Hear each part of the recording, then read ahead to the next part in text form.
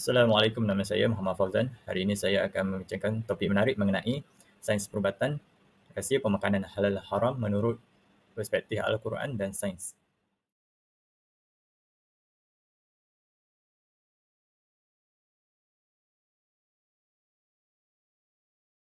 Latar belakang pemakanan halal haram menurut perspektif Al-Quran dan sains. Menurut perspektif Al-Quran, makanan halal adalah yang diizinkan oleh Allah dan sesuai dengan ajaran Islam. Makanan halal harus memenuhi beberapa kriteria. Antaranya, yang pertama, tidak mengandungi bahan haram seperti daging babi, darah dan alkohol. Yang kedua, tidak dicemari dengan makanan haram atau najis. Makanan haram sebaliknya adalah yang dilarang oleh Allah dan tidak boleh dimakan oleh umat Islam. Memakan makanan haram dianggap sebagai dosa dan dapat merosak kebersihan spiritual individu. Menurut perspektif sains pula, permasalahan makanan halal dan haram dapat dilihat dari perspektif kebersihan, kesihatan dan keadilan. Kebersihan. Makanan yang diproses dan disajikan dengan kadar kebersihan yang baik dapat mencegah penyebaran penyakit dan menjaga kualiti nutrisi badan. Kesihatan. Beberapa makanan dapat menjadi sumber penyakit atau memiliki kesan negatif pada kesihatan jika dimakan dalam jumlah yang berlebihan. Assalamualaikum. Hari ini saya akan membentangkan tentang pengenalan kepada pemakanan halal dan haram. Pemakanan halal dan haram adalah konsep penting dalam agama Islam yang mengatur jenis makanan dan juga minuman yang boleh dimakan oleh umat Islam. Pemakanan halal merujuk kepada makanan yang diperbolehkan dalam Islam, sementara pemakanan yang haram merujuk kepada makanan yang dilarang. Jadi, apa yang dimaksudkan dengan makanan yang halal? Halal bermaksud dibenarkan atau tidak dilarang pengambilannya dalam Islam. Menurut Islam, semua makanan yang baik dan bersih adalah halal. Sehubungan itu, hampir semua sumber makanan dari laut, tumbuhan dan binatang dianggap halal, kecuali mana-mana yang telah diharam pengambilannya. Antara contoh makanan dan minuman yang halal adalah haiwan yang disembelih secara Islamik, tumbuhan yang tidak mempunyai sifat beracun, proses pengolahan dan juga pemprosesan makanan yang secara Islamik dan penggunaan peralatan yang tidak tercemar dengan bahan yang haram. Apa pula yang dimaksudkan dengan haram? Haram bermaksud tidak dibenarkan atau dilarang pengambilannya dalam Islam. Antara makanan yang diharamkan seperti yang disebut dalam Al-Quran. Antara contoh makanan dan minuman yang haram adalah bangkai, darah, daging khinzir, daging yang haiwan yang tidak disembelih secara Islam, alkohol, produk yang mengandungi gelatin khinzir, makanan yang mengandungi bahan tambahan haram seperti lemak khinzir. Pandangan Al-Quran tentang pemakanan halal dan haram. Dalam Al-Quran, Allah Subhanahu Wa Taala memberikan petunjuk tentang pemakanan halal dan haram dalam beberapa ayat. Allah menjelaskan apa yang diperbolehkan dan yang dilarang untuk dimakan oleh umat Islam.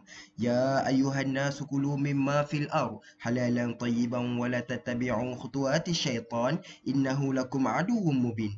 Wahai manusia, makanlah dari makanan yang halal dan baik yang terdapat di bumi dan janganlah kamu mengikuti langkah-langkah setan, sesungguhnya setan itu musuh yang nyata bagimu.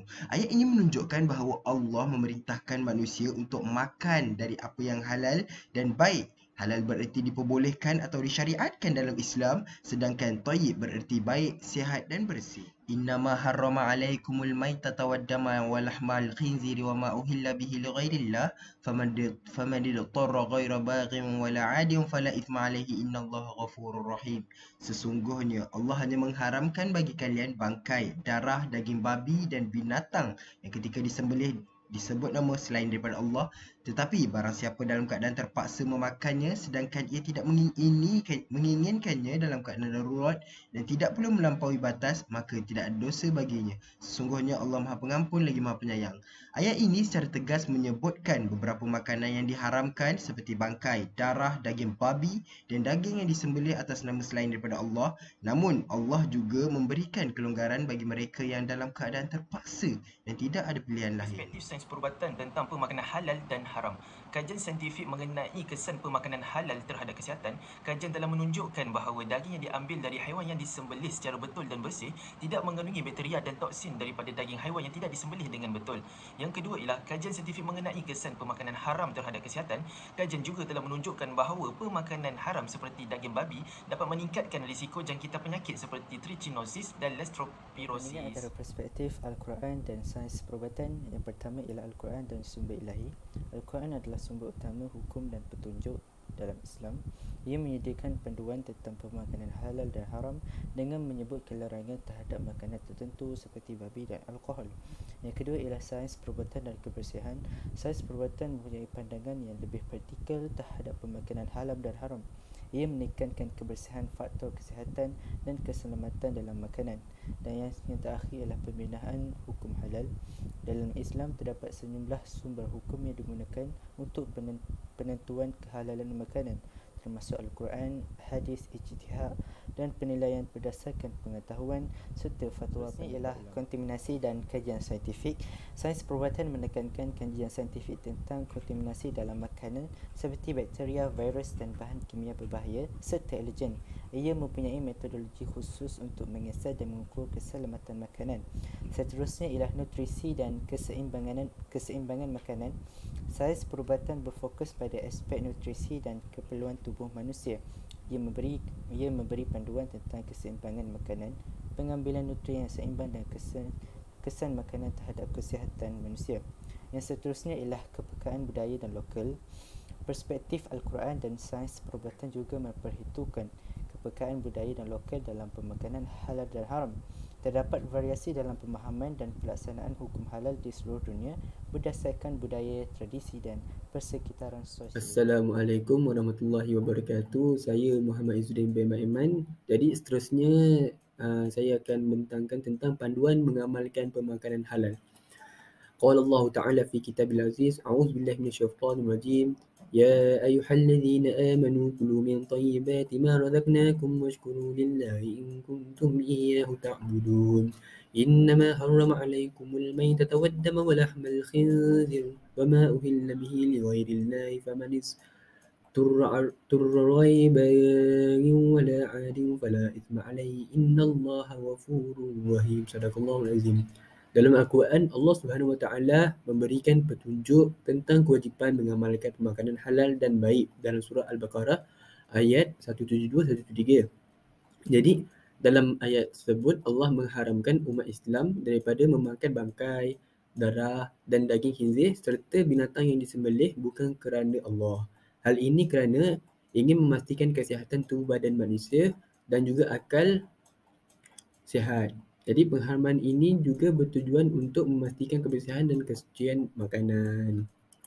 Seterusnya, berdasarkan ayat dalam kalam Allah Subhanahu Wa Taala tadi, ulama mengistinbatkan hukum berdasarkan perkataan kulu, iaitu fi'il amar yang menunjukkan perintah suruhan. Oleh itu, wajib kepada umat Islam untuk memilih makanan yang halal dan berkhasiat dalam kehidupan seharian. Jadi kepentingan menjaga pemakanan ialah menghasilkan sistem metabolisme badan dan tahap antibodi yang kuat, perkembangan mental menjadi cerdas, mudah menghafaz dan khusyuk solat. Makanan haram dan syubhah menyebabkan ibadah dan doanya tidak diterima oleh Allah. Pembesaran manusia lebih sempurna dari aspek fizikal supaya manusia dapat menjalankan tugasnya dengan begitu baik dan sempurna. Seterusnya, jadi akhir sekali saya akan menerangkan tentang amalan untuk memastikan pemakanan yang halal. Yang pertama, mendapat nasihat dari pakar pemakanan. Yang kedua, menyembelih binatang mengikut syariat. Yang ketiga, jauhkan diri daripada makanan yang syubhah. Yang keempat, beli makanan yang ada logo halal jakim sahaja. Yang kelima, baca kandungan makanan apabila memberi makanan. Yang keenam, beli produk makanan orang-orang Islam sahaja. Jadi, berakhir situ saja daripada saya punya pembentangan. Sekian, terima kasih. Assalamualaikum warahmatullahi wabarakatuh.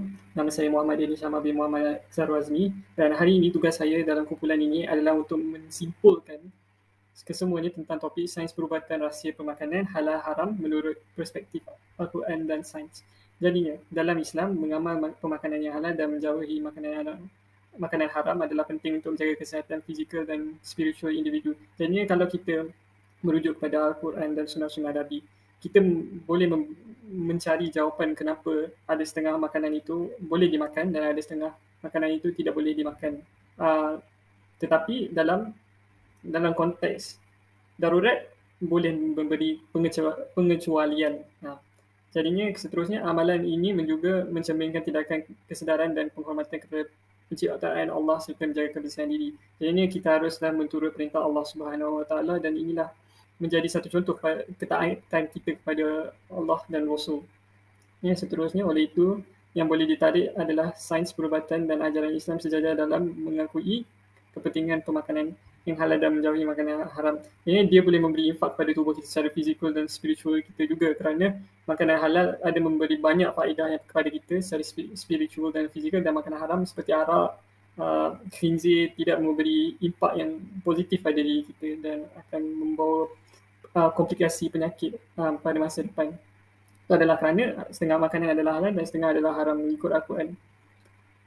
Jadinya akhir sekali amalan ini memberi manfaat kepada kesihatan dan spiritual individu serta mempromosikan kebersihan diri dan keadilan dalam masyarakat. Jadinya kalau kita mengimplikasikan benda ini dalam masyarakat, dia akan membawa kebaikan dalam masyarakat kita dan masyarakat kita akan mempunyai lagi impak yang positif.